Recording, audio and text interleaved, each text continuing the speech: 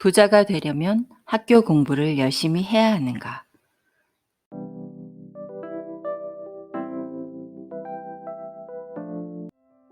예전에 미국 경제 잡지 포브스가 발표한 내용을 보면 세계 400대 거부 가운데 58명은 대학을 가지 않았거나 중퇴했다.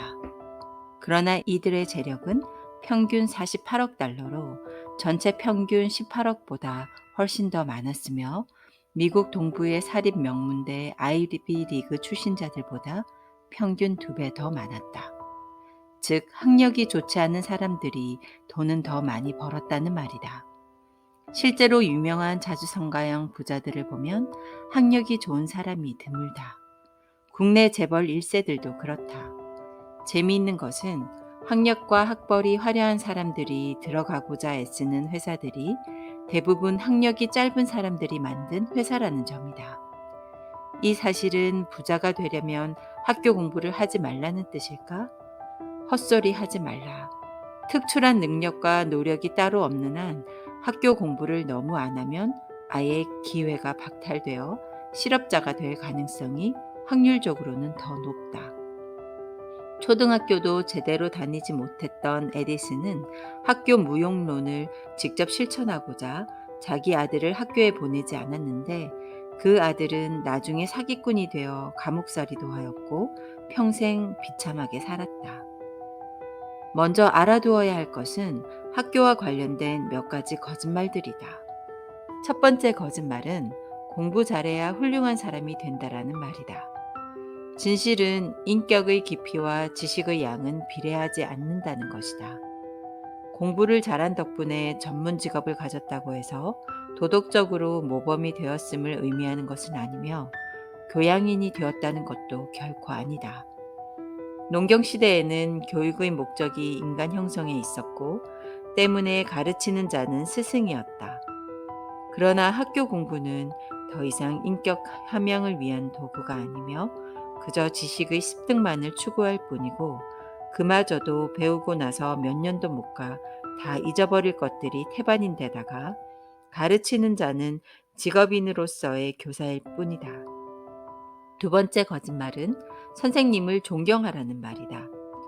고졸자들은 보통 초, 중, 고 12년 동안 70에서 100명 정도의 교사를 만나게 되는데 고3 학생 1084명에게 존경하는 교사가 몇 명이나 되냐고 물었더니 46.5%는 1에서 2명, 34.7%는 3에서 4명, 8.1%는 5에서 6명, 7.6%는 없다고 대답했다는 통계가 있다. 이게 무슨 소리냐 하면 중학교와 고등학교에 다니는 내 딸들이 존경할 만한 교사를 만날 확률은 10%도 안 된다는 뜻이다. 나는 실제로 내 딸들에게 학교 선생님 말씀 좀 잘 들어라 라고 한 적도 없고 선생님을 존경하라는 말도 전혀 한 적 없다. 오히려 교사들 중에는 형편없는 연놈들이 더 많으며 운이 아주 좋아야 존경할 만한 스승을 만나게 된다고 말해왔다. 딸들의 이야기를 들어보면 아직도 정말 웃기는 연놈들이 선생님 행세를 하는 게 부지기수다. 그래서 나는 교사 평가 제도가 반드시 필요하다고 믿으며 그 평가에는 학생들이나 졸업생들이 반드시 참여하여야 한다고 믿는다. 어쨌든 부모들이 자녀에게 공부하라고 닥달하는 이유는 단순하다. 일반적인 봉급 생활자보다 돈을 더 잘 버는 전문 직업을 가지려면 갖가지 자격 시험을 잘 치러야 하므로 공부를 잘 해야 하고 좋다는 직장 역시 좋은 학교를 나와야 들어갈 수 있기 때문이다. 물론 학교 공부 자체를 잘한다고 해서 또는 오래 공부하였다고 해서 경제적 수입이 언제나 정비례하는 것은 전혀 아니다. 고학력자들이 종종 그런 오해에 빠져 있다. 가르치는 일이나 연구로 밥 먹고 사는 선생, 교수, 연구원 같은 사람들을 제외한다면 학교 공부 자체는 돈을 버는 게임을 수용하는 것과 어느 정도나 관계가 있는가?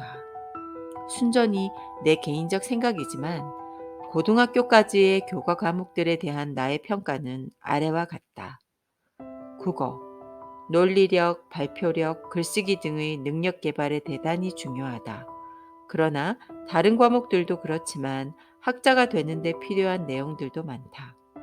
강남 갔다 돌아온 제비를 무조건 조국의 광복으로 외워야 하는 교육은 거지 발사계보다도 못하다. 수학, 논리력을 키워주지만 1차 방정식과 간단한 기하 지식 정도 이외에는 돈 버는 게임과 별 관련이 없다.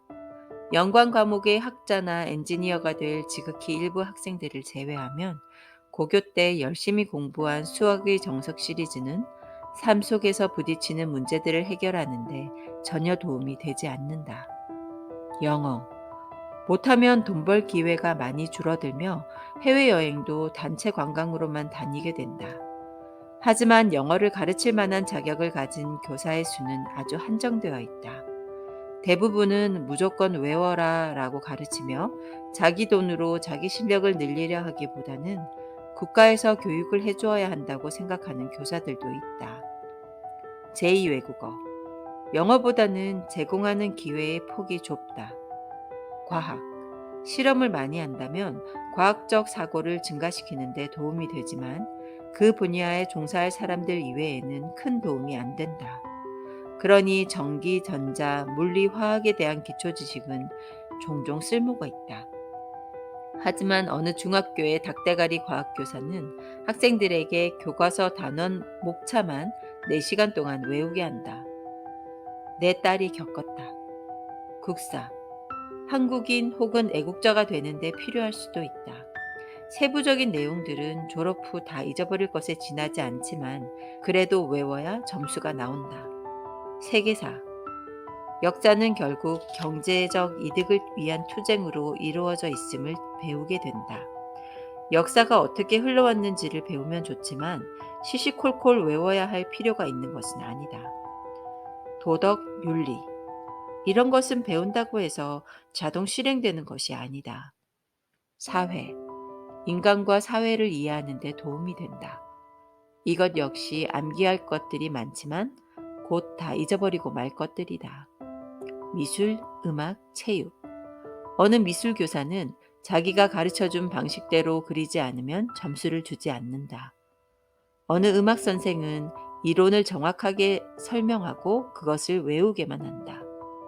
어느 체육 선생은 비 오는 날이면 학생들에게 뭔가를 엄청 시킨다. 나는 그런 교사들의 머릿속을 해부해 그 안에 뭐가 있는지 보고 싶다. 교장, 교감, 교육감 등등. 이 사회가 얼마나 위선적인지를 배울 수도 있다. 나는 고교 졸업 후 몇 년도 못 가 잊어버릴 내용들을 배울 필요가 없다고 믿는 사람들이다. 하물며 1년도 못 가 까맣게 잊어버릴 내용들을 기초학력의 증대니 국민교양의 토대니 하는 명분으로 강제로 가르치는 정책은 정말 쓰레기통에 처박아야 한다고 믿는다. 배운 사람들이나 안 배운 사람이나 1년 후에는 똑같은 상태를 보일 텐데 그걸 가르치는 이유는 도대체 무엇일까? 그 어느 나라 교육계에도 기득권층이 있다. 예를 들어 어떤 과목을 고교 과정에서 학생들이 임의로 선택하는 과목으로 선정하려고 할 때 가장 반대가 심한 집단은 당연히 그 과목을 전공한 학자들이거나 교수들일 것이다. 당연히 그들은 그 과목이야말로 학문의 기초이며 고교생이라면 반드시 알아야 하는 과목이라고 침을 튀기며 강조할 것이다. 마치 그것을 안 배우면 삶의 질은 물론 국민의 교양이 떨어지게 되는 양 말이다. 결국 기득권자들의 입김에 그 과목은 고교 과정에서 여전히 강제적으로 배워야 하는 필수 과목으로 남게 된다. 내가 감히 말할 수 있는 것은 고교 과정에서 학생들이 배우고 있는 대부분의 과목들은 그 과목과 관련된 분야로 진출하지 않을 99.99%의 학생들에게는 그 10%의 일만 배워도 충분한 내용들이라는 것이다. 즉 0.01% 미만의 학생들이 그 과목을 전공하게 되고 바로 그 극소수를 가려내고자 기득권자들은 그것을 배워야 한다고 입에 개거품을 문다.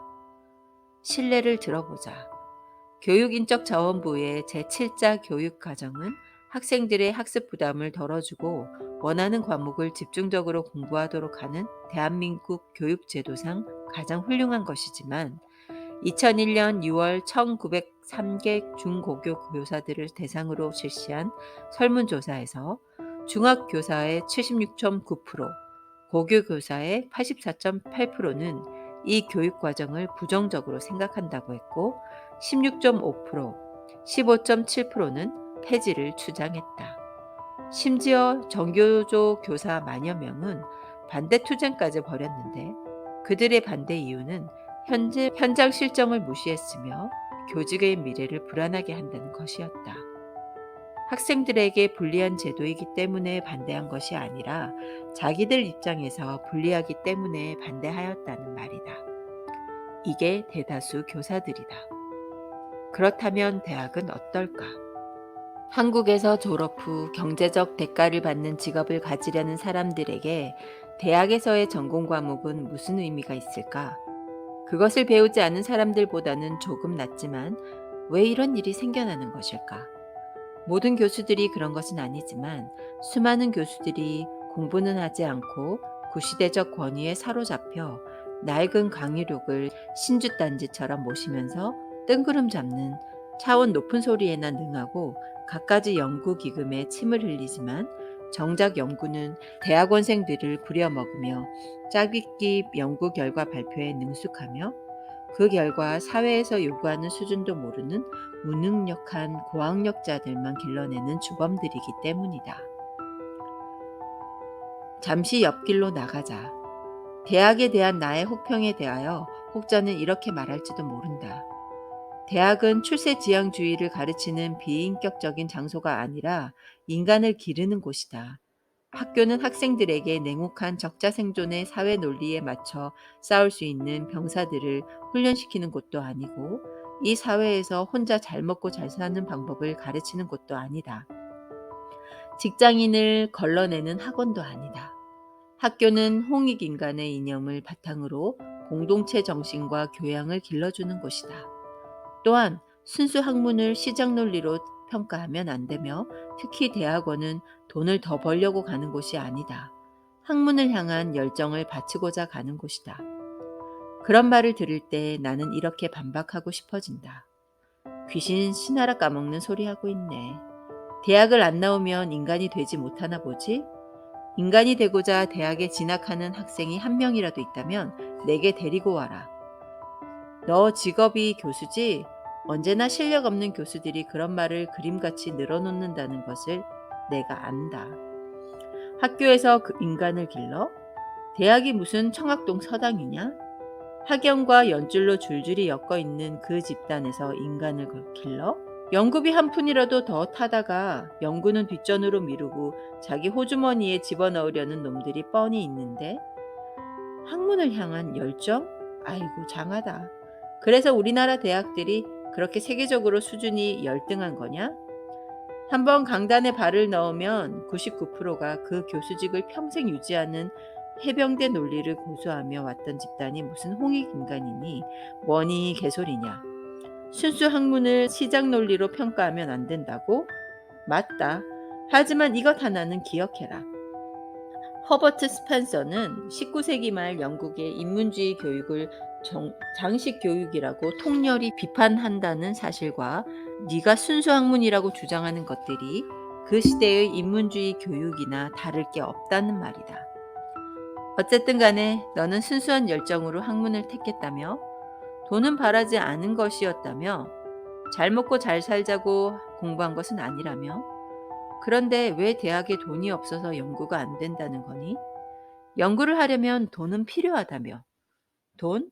그 돈 대부분은 세금 혜택까지 누리면서 너희들 호주머니 속으로 들어가는 것 아니냐. 결국 연구를 더 해야 하는데 돈을 안 주니까 안 한다는 말밖에 더 되냐? 손님이 많아야 너희 지위가 인정되니까 이 사회에서 별 의미도 없는 대학원으로 학생들을 꼬드기고 학점과 논문 통과를 무기로 학생들을 노예처럼 부리는 집단 역시 너희 아니냐. 일부만 그렇다고? 정말? 사족.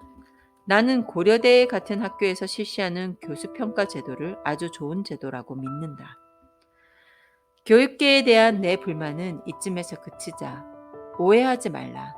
학교 교육에 그 어떤 문제가 있다 할지라도 공부를 대단히 잘하는 사람들에게는 나름대로 성공과 부를 잡을 수 있는 길이 분명히 존재한다. 아니, 부자가 되지는 못할 수 있어도 적어도 가난에서 분명하게 탈출할 수는 있다. 첫째, 이 사회로부터 기회를 얻느냐 못 얻느냐 하는 갈림길의 방향이 일단은 학력과 학벌에 의하여 결정되기 때문이다. 일을 배워 독립하려면 우선 어떤 조직이나 정보 공유 집단 속에 들어가야 하는데 학력이 너무 낮으면 그 문턱에 접근조차 하지 못하는 경우가 허다하다. 초등학교만 나온 어떤 사람이 고생 끝에 거대한 전기회사를 설립하였고 모집 공고를 냈다. 초등학교만 나온 다른 사람이 사장 역시 초등학교만 나왔다는 사실에 용기를 얻어 그 회사에 입사 지원 원서를 냈다. 하지만 서류에서 불합격 처리되었다. 이에 화가 난 그는 회사 사장을 방문하여 항의하였다. 저는 초등학교만 나왔습니다. 사장님도 그렇지 않습니까? 사장은 이렇게 말하였다. 나는 초등학교만 나온 사람을 무시하는 것이 아니다. 나는 사람의 능력이 학력과 비례한다고는 생각하지 않는다. 그러나 당신에게 능력이 있는지 없는지, 당신이 에디슨인지 아닌지를 판가름하고 기다릴 시간이 나에게는 없다. 시간을 절약하기 위하여 결국 우리는 1차적으로 검증된 사람을 채용할 수밖에 없다. 한국에서만 이런 것이 아니다. 전 세계 어디서나 인류대학을 나오면 이른바 좋은 직장을 얻을 수 있다. 기득권 사회에서 학벌을 중시하는 이유는 그것 말고는 일을 잘할 수 있는지의 여부를 판가름할 방법이 없기 때문이다. 다시 한번 강조한다. 학교 교육을 무시한다면 사회로부터 일을 배울 수 있는 기회가 주어지지 않아 확률적으로는 실업자가 될 가능성이 더 크다. 그러나 명심하여라. 학교에서 뭔가 배우지 못했기 때문에 무식해서 기회를 놓치게 되는 것이 절대 아니고 학벌과 학력 이외에는 달리 사람을 판가름할 만한 방법이 없다 보니 기회를 놓치게 된다는 것을 말이다. 한때 여러 회사에서 신입사원을 능력만 보고 채용하겠노라고 선언하였지만 도대체 그 능력이란 것은 일을 시켜보지 않으면 알 수가 없기에 결국은 다시 학력과 학벌을 보는 쪽으로 되돌아갔다는 점도 기억하여라. 둘째, 인류대 졸업자가 되면 일단은 고졸자보다 인건비를 더 많이 받을 수 있는 기회가 주어진다. 예를 들어보자. 막노동꾼이었던 장승수. 그는 어려운 가정에서 태어나 일찌감치 대학을 포기하고 술집과 당구장을 오토바이로 누비며 싸움꾼으로 고교 시절을 보냈다.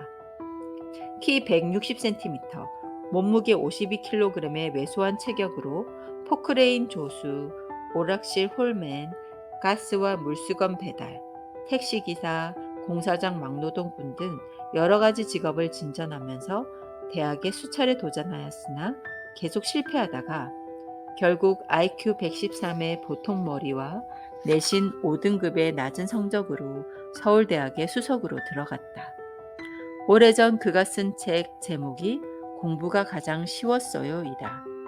지금은 이미 대학을 졸업하고 사법고시에 합격하였다고 하므로 그가 적어도 예전보다는 많은 보수를 받는 일을 할 기회를 쥐게 될 것임은 분명하다.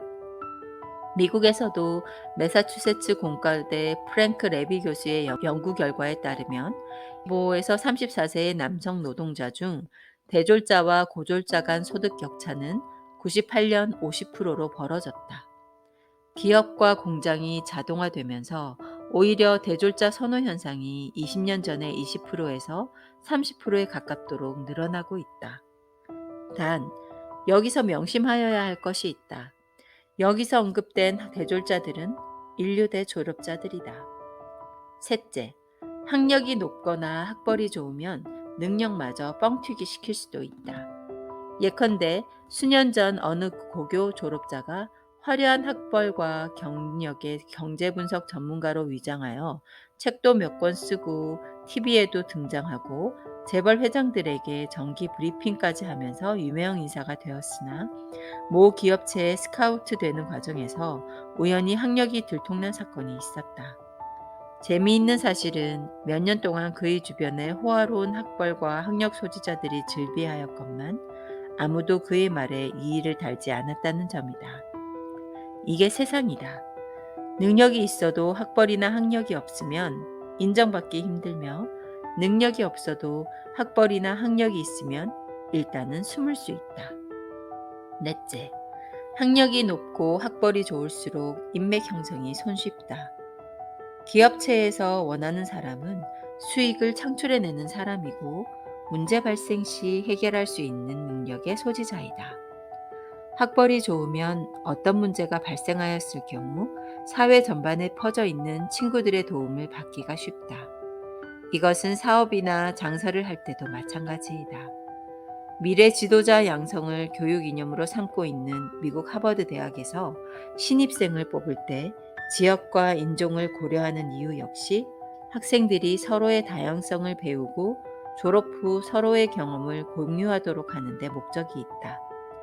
즉, 휴먼 네트워크가 자연스럽게 형성되게 하는 것이다. 특히 고등학교는 그런 의미에서 매우 중요하다. 어떤 이득을 위해 만들어진 친구 관계가 아니라 말 그대로 우정이 형성되는 시기이기 때문에 세월이 흐른 뒤 만나도 거리낌이 없다. 제 아무리 지위가 높은 친구라 할지라도 고교 동창생이면 전화를 걸 수 있고 찾아가 만날 수 있다.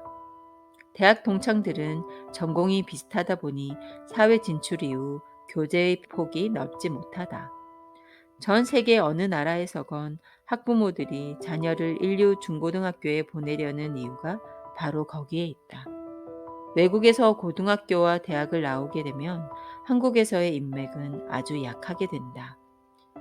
빌 게이츠가 마운틴 위트니 고등학교 학생들에게 연설한 것으로 잘못 알려진 인생의 법칙 11가지 중 마지막 법칙. 공부만 하는 바보를 잘 대해라. 나중에 그 바보 밑에서 일하게 될 가능성이 높으니까 라는 말은 그래서 진리이다. 다섯째, 공부를 잘한 사람들은 그들이 배웠던 것들이 쓸모가 있건 없건 간에 적어도 학습 능력만큼은 인정받는다.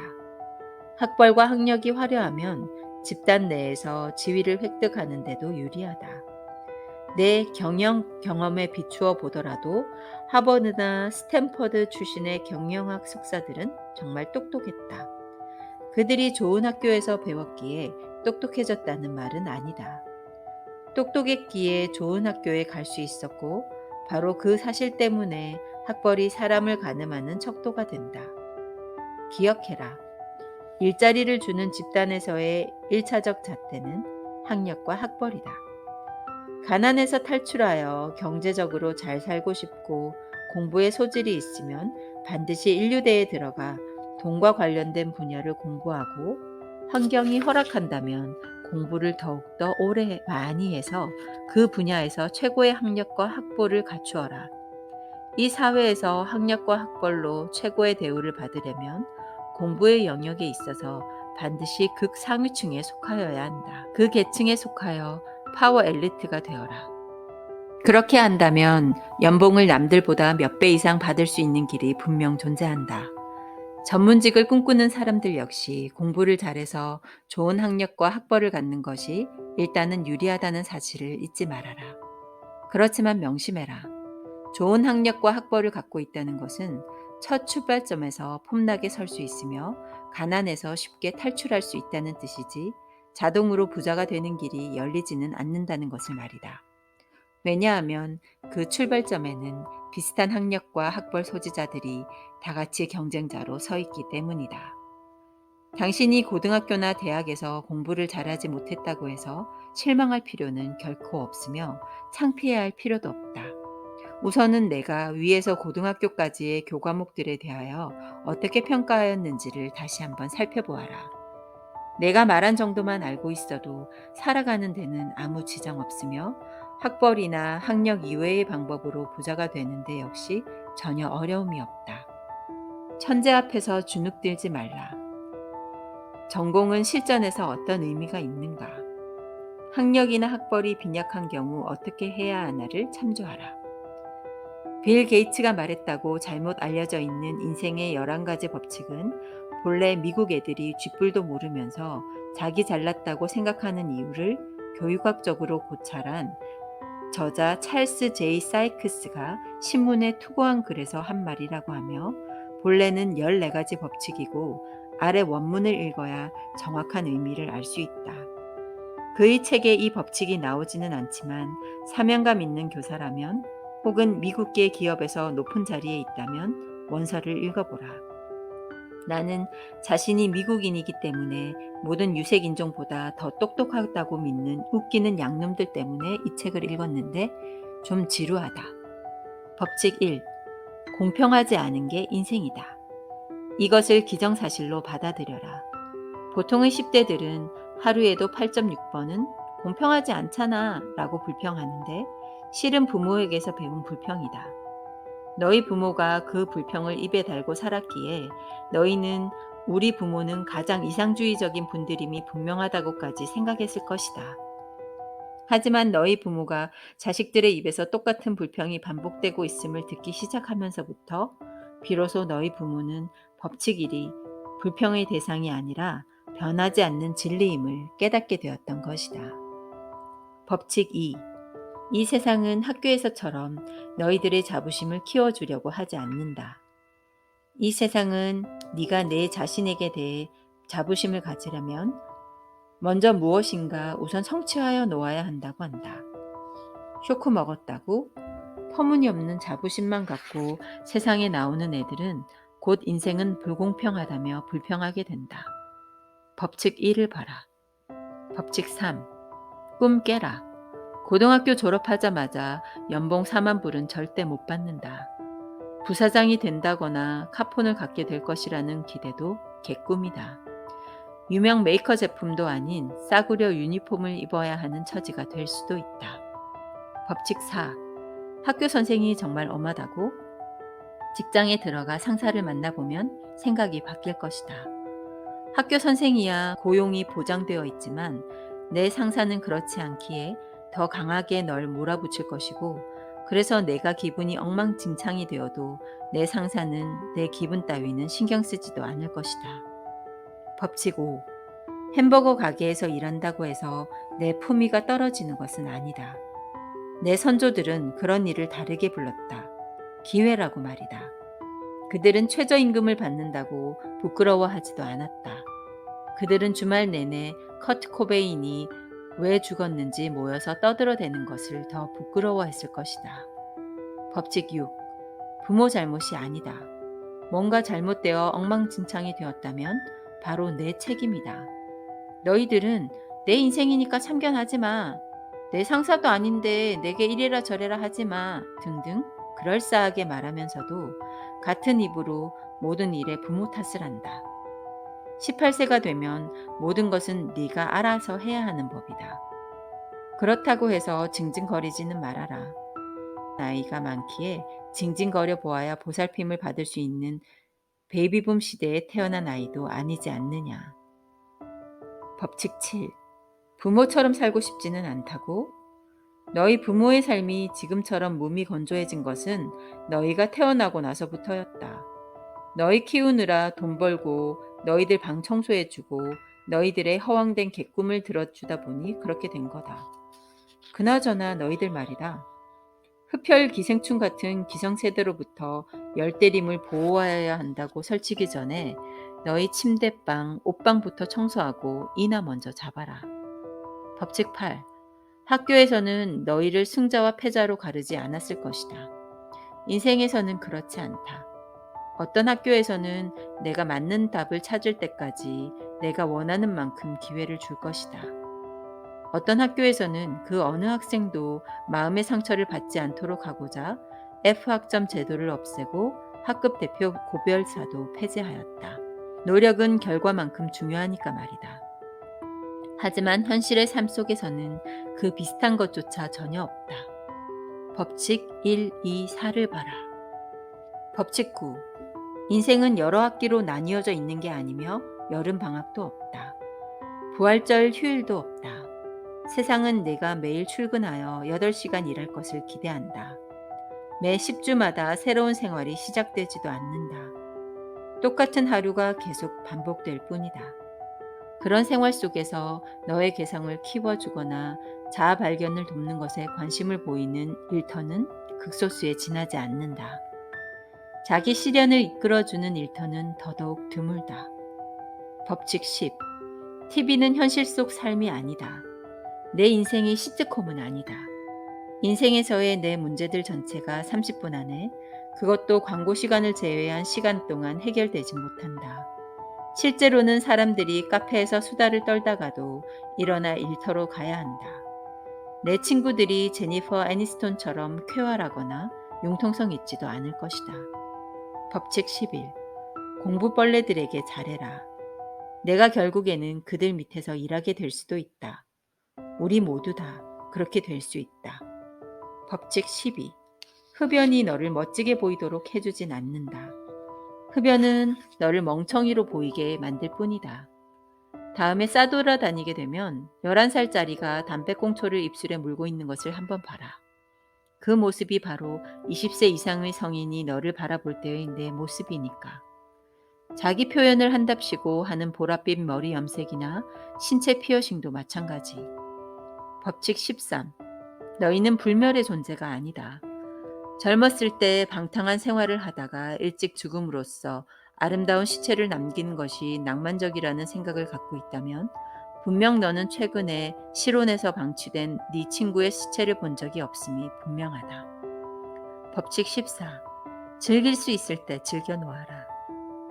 분명 너희에게 부모는 고통스럽고 학교는 지루하며 삶은 울적할 것이다. 그러나 언젠가 너희도 깨닫게 될 것이다. 청소년 시절이 얼마나 멋진 것이었던가를. 지금부터라도 삶을 즐기기 시작해 보아라. 환영한다. 삶 속에 들어온 것을. 2022. 고교생들에게 하고 싶은 말이 있다. 흔히들 대학을 갈 것이냐 말 것이냐를 너희가 선택하여야 하는 문제로 생각하는 경향이 있는데 천만에, 대학에서 너를 받아들여 줄 것이냐 말 것이냐를 선택하는 것이지 내가 선택하는 게 전혀 아니다. 너희들 입장에서 말하자면 대학에 갔느냐 못 가느냐이다. 실력이 안 되어서 못 가는 것을 너희 의지로 안 가는 것으로 착각하지 말아라.